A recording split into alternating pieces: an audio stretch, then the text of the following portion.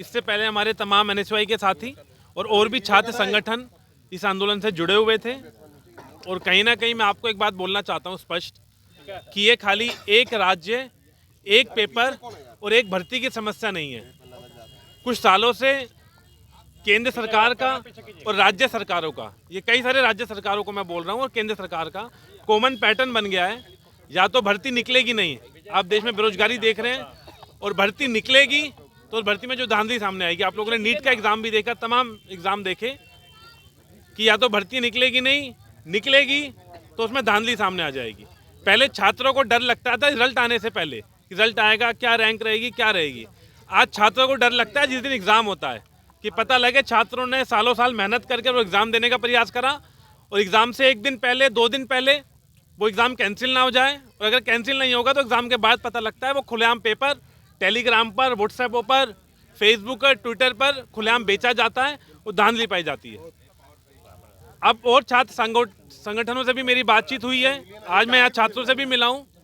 अभी आगाज पटना से लेकर हम पूरे देश भर में लेकर जाएंगे, और हो सकता है कि पटना के अंदर तो चुनावी समय है तो ज़्यादा कुछ सियासत करने लग गए हैं लोग, लेकिन ये आंदोलन अब रुकेगा नहीं, और ये सियासत से दूर एक आंदोलन है। पूरे देश भर में बोला जाता है कि सबसे युवा देश भारत देश है। सुप्रीम कोर्ट, तमाम न्यायपालिका, तमाम सरकारें ये तो तय कर देती हैं कि हम क्या पहनेंगे, क्या खाएंगे, लेकिन जब छात्रों की बात आती है, उनकी नौकरी की बात आती है, उनके पेपर लीक की समस्या की बात आती है, तो किनारा कर देती है और मुंह फेर लेती है। अभी तक जो आंदोलन की मैंने खुद वीडियो देखी, मेरी रूह कांप उठती थी उस वीडियो को देखकर, कि तमाम लाठियां, तमाम बंदूकें लेकर हमारे जो छात्र थे उन पर आक्रमण हुआ।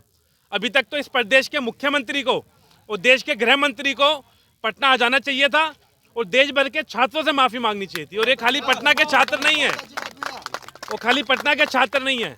आज मुझे कल मुझे जब परसों निमंत्रण मिला कि हम एक छात्र पंचायत का भी यहाँ पे आगाज हुआ है, तो मैंने निर्णय लिया कि सबसे पहले मैं छात्र पंचायत को जाके समर्थन दूंगा, और देश भर के छात्रों से भी अपील करूंगा कि अब हमें खड़ा होना पड़ेगा, और गांधीवादी तरीके से। मैंने भी आज ये निर्णय लिया है कि यहाँ मैं 1.5-2 घंटे का मौन व्रत रखूंगा, और ये मौन देश के छात्रों को समर्पित है, पटना के, बिहार के छात्रों को समर्पित है, कि जब तक अब हमारे छात्रों की आवाज़ नहीं सुनी जाएगी।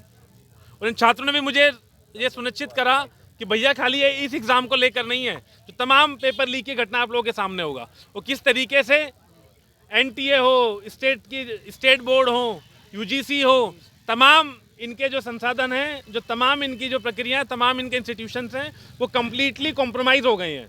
इसलिए पेपर लीक की घटना सामने आ रही है।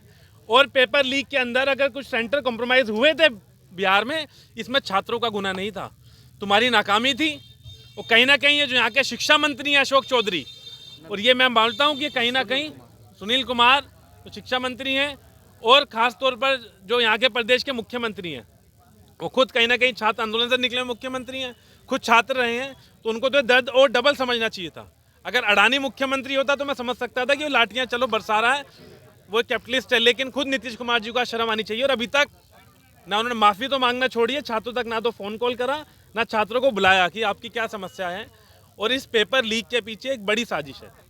और कहीं ना कहीं ये भी देखा जाता है कि गुजरात के साथ साथ अभी तक गुजरात एक सेंटर बना हुआ था कि पेपर लीक के तमाम तार गुजरात से जुड़े थे, लेकिन अब इस दूसरे नंबर पर कहीं ना कहीं बिहार इस साजिश में शामिल हो गया, कि बिहार के कुछ सेंटर्स और कुछ पेपर लीक के माफिया बिहार से नेक्सस चला रहे हैं। मैं नाम नहीं ले चाहूँगा, आपको पता है पहले बार बार किसका नाम आया। तो मुझे लगता है मुख्यमंत्री जी का संरक्षण है कहीं ना कहीं साजिश की, बड़ी साजिश के पीछे।